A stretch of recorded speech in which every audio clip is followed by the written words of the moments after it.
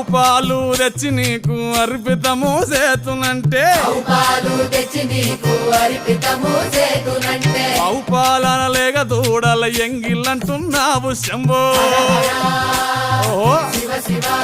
గట్టిగా అదే సాంబ శివ నీదు మహిమయన్నటికి తెలియదాయే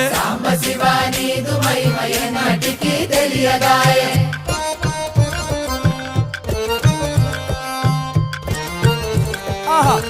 ఓహో ఓహో తుమ్మి పూలు తెచ్చి నీకు తుష్టుగా పూజింతునంటే కొమ్మ కొమ్మన కోటి తుమ్మెదలెంగిలంటున్నావు శివ